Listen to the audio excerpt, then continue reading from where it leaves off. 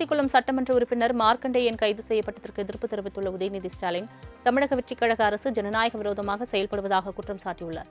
இதுகுறித்து அவர் வெளியிட்டுள்ள எக்ஸ் தள பதிவில், மக்கள் பிரதிநிதி மற்றும் என்றும் பாராமல் அதிகாலை நேரத்தில் காவல்துறையினர் கைது செய்தது உச்சபட்ச அடக்குமுறை என விமர்சித்துள்ளார். தொடர்ந்து எதிர்க்கட்சிகளுக்கு ஆளும் அரசின் செயல்பாடுகளை விமர்சிக்கும் ஜனநாயக உரிமை உள்ளது என்றும், பேசினாலே கைது செய்யும் போக்கு தொடர்வதை மக்கள் கவனித்து வருவதாகவும் தெரிவித்துள்ளார். மேலும் இதுபோன்ற நடவடிக்கைகளுக்கு திமுக அஞ்சாது என்றும், மக்கள் மன்றத்திலும் நீதிமன்றத்திலும் அரசு பின்னடைவை சந்திக்கும் என்றும் கூறியுள்ளார். கடந்த கால திமுக ஆட்சியில் சமூக வலைதளத்தில் அரசை விமர்சித்து பதிவு போட்டாலே குண்டாசில் கைது செய்யும் நிலைமை இருந்தது என அமைச்சர் நிர்மல்குமார் பதிலடி கொடுத்துள்ளார். பொது மேடையில் முதலமைச்சரை அவதூறாகவும் மிரட்டும் வகையிலும் பேசியதால் சட்டப்படி நடவடிக்கை எடுக்கப்பட்டதாக கூறிய அவர், கைது என்பது வழக்கமான நடைமுறை என்று கூறினார். தொடர்ந்து பேசிய அவர், அதிக மின் கட்டணம் தொடர்பாக மறு கணக்கீடு செய்ய உத்தரவிட்டுள்ளதாகவும், தவறு செய்தவர்கள் மீது நடவடிக்கை எடுக்கப்படும் என்றும் தெரிவித்தார்.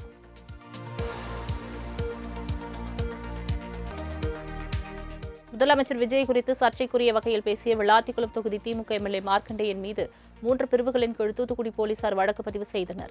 கோவில்பட்டியில் நடைபெற்ற வாக்காளர்களுக்கு நன்றி தெரிவிக்கும் கூட்டத்தில் பேசிய விளாத்திக்குளம் திமுக எம்எல்ஏ மார்க்கண்டேயன், சட்டமன்றம் கூடும்போது விஜய்க்கு எலும்பு இருக்காது என பேசியிருந்தார். இதனையடுத்து அவர் மீது நடவடிக்கை எடுக்க கோரி காவல் நிலையத்தில் புகார் அளிக்கப்பட்டதை அடுத்து கைது நடவடிக்கை எடுக்கப்பட்டது.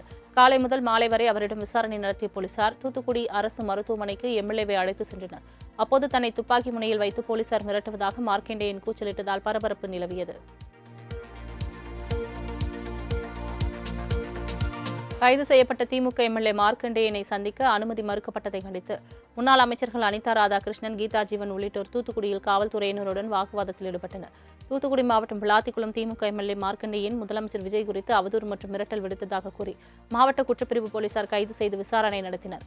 அவரை சந்திக்க வந்த முன்னாள் அமைச்சர்கள் அனிதா ராதாகிருஷ்ணன், கீதா ஜீவன் மற்றும் திமுக எம்எல்ஏக்களை காவல்துறையினர் அனுமதிக்காததால் போலீசாருக்கும் திமுகவினருக்கும் இடையே வாக்குவாதம் மற்றும் தள்ளுமுள்ளு ஏற்பட்டது.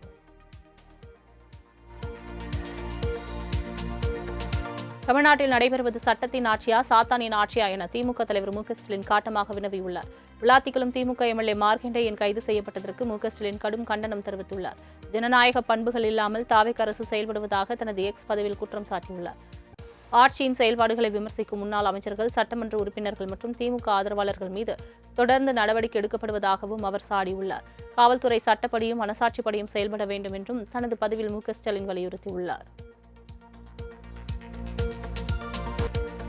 விழுப்புரம் மாவட்டத்தைச் சேர்ந்த சி.வி. சண்முகம் ஆதரவு நிர்வாகிகள் 500க்கும் மேற்பட்டோர் பதவிகளை ராஜினாமா செய்வதாக அறிவித்து முன்னாள் முதலமைச்சர் ஜெயலலிதா நினைவிடத்தில் ராஜினாமா கடிதங்களை வைத்து முறையிட்டனர். அதிமுகவில் நிலவி வரும் உட்கட்சி அதிருப்தியின் வெளிப்பாடாக விழுப்புரம் மாவட்டத்தைச் சேர்ந்த சி.வி. சண்முகம் ஆதரவு நிர்வாகிகள் தங்களது ராஜினாமா கடிதங்களை வைத்து முறையிட்டனர்.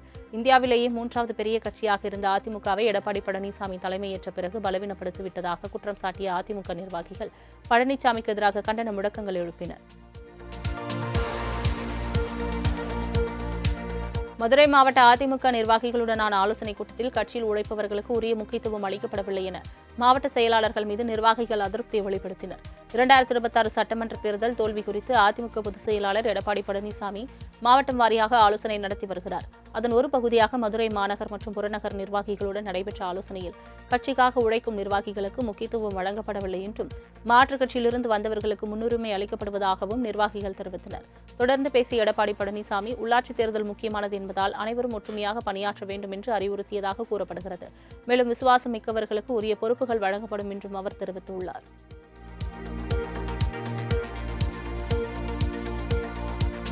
நாகர்கோவில் சிறையில் உயிரிழந்த மாற்றுத்திறனாளி சபரிவர்மனின் மரணம் தொடர்பான வழக்கை சிபிஐ விசாரணைக்கு மாற்ற வேண்டும் என பாஜக மாநில தலைவர் நயினார் நாகேந்திரன் வலியுறுத்தியுள்ளார்.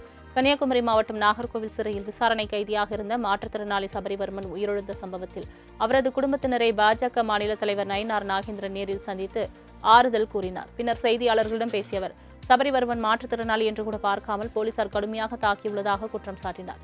தொடர்ந்து காவல்துறையை கையில் வைத்துள்ள முதல்வரின் ஆட்சியிலே இதுபோன்ற சம்பவங்கள் நடந்தால் யாரிடம் சொல்வது என கேள்வி எழுப்பிய அவர், திரைப்படத்தில் தான் ஜனநாயகம் உள்ளது, ஆட்சியில் ஜனநாயகமில்லை என கடுமையாக சாடினார்.